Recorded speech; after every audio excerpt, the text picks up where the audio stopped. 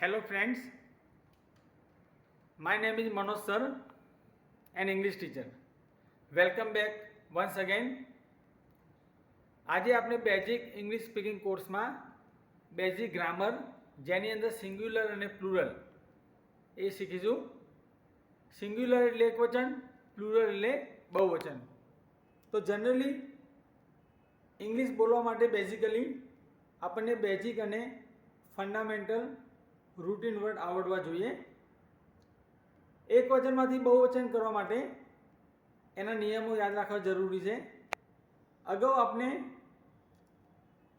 4 કે 5 રૂલ શીખી ગયા જેની અંદર સિંગ્યુલર પ્લુરલ કેવી રીતે બને છે. આજે આપણે એવા વર્ડ લખીશું જેનું બહુવચન કરવાથી સિમ્પલ વાક્યો બની શકશે. સિંગ્યુલરમાં આપણે જોઈએ ધીસ એટલે આ, પ્લુરલમાં ધીઝ એટલે આ. તો પહેલું જે ધીસ છે, this is a bag, this is A box, this is a mouse. તો ધીસ એટલે આ એક વચનની વાત છે. અને પ્લુરલમાં ધીઝ એટલે આર. ધીઝ મતલબ એક કરતાં વધારે. જેમ કે આ કેરીઓ છે તો ધીઝ આર મેંગોઝ, આ છોકરાઓ છે, ધીઝ આર બોયઝ. એ જ પ્રમાણે ઇઝ એટલે છે, એનું બહુવચન આર એટલે છે અથવા છીએ. જેમ કે she is an engineer, they are engineers. He is a doctor, they are doctors. I am a doctor, તો I સાથે એમ વપરાય છે તો we are doctors, તો અમે ડૉક્ટર છીએ. ત્યારબાદ that એટલે પેલું એટલે that, પેલું તે અથવા પેલી. thatનું બહુવચન those થાય, those એટલે પેલા. હવે આપણે do as directed. Do as directed means સૂચવ્યા પ્રમાણે કરો. તમને એક વચનમાંથી બહુવચનમાં જ્યારે વાક્યમાં આપણે ચેન્જ કરવું હોય ત્યારે આપણને એના નિયમો આવડવા જોઈએ. દોસ્તો, જનરલી સિંગ્યુલરમાંથી પ્લુરલમાં અથવા પ્લુરલમાંથી સિંગ્યુલરમાં એક વચન કે બહુવચન બંનેમાં જ્યારે આપણે એકબીજામાંથી ચેન્જ કરીએ છીએ ત્યારે આપણને રૂલ્સ આવડવા જોઈએ. જો રૂલ્સ ખબર ના હોય તો આપણે એને બદલી શકતા નથી. તો આપણે પહેલું સેન્ટેન્સ જોઈશું. ધીસ ઇઝ એ શીપ, મતલબ આ ગેટું છે. ઇટ ઇઝ ઇટિંગ ફૂડ, તે ખાવાનું ખાઈ રહ્યું છે. ઇટ લુક્સ વેરી હંગ્રી, મતલબ તે ભૂખ્યું દેખાય છે, તે ઘણું ભૂખ્યું દેખાય છે.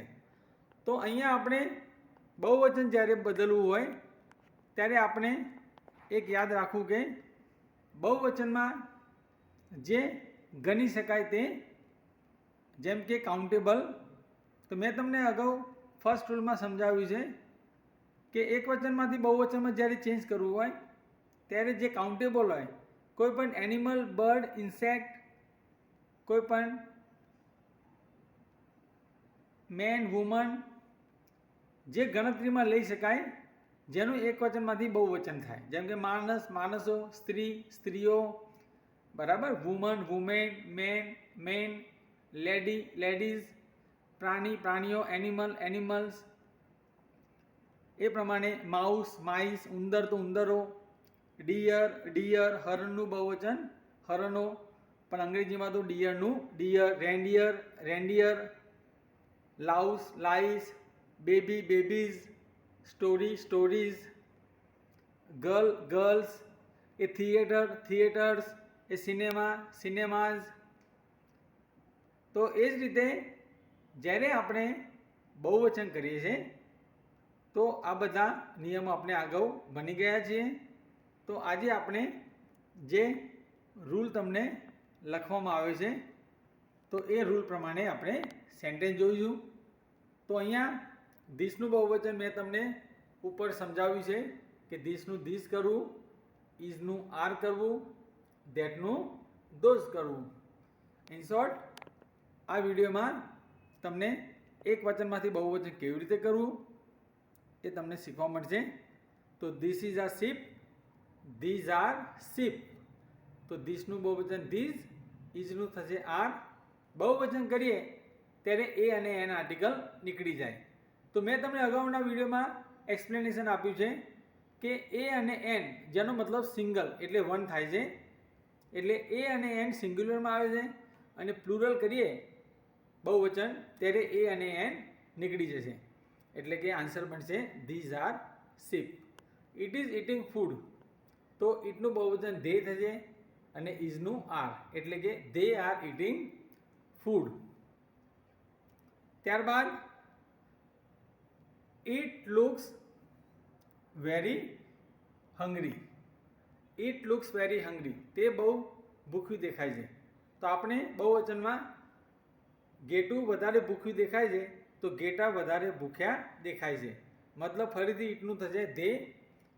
હવે અહીંયા ઇટ સાથે લુક્સ આપ્યું છે, મતલબ સિમ્પલ પ્રેઝન્ટ ટેન્સ છે. સાદા વર્તમાન કાળમાં હી સી ઇટની વાત હોય ત્યારે ક્રિયાપદને એસ એસ આઈ એસ લાગે છે. જ્યારે આપણે બહુવચન કરીએ ધે ત્યારે મૂળ રૂપ થઈ જાય છે, જેમ કે લુક્સનું લુક. એ પ્રમાણે અહીંયા વોચિસ આપી હોય તો અહીંયા વોચ થશે. પછી ઇટ ગોઝ તો ત્યાં ધે ગો. સી ડઝ તો અહીંયા થશે ધે ડુ.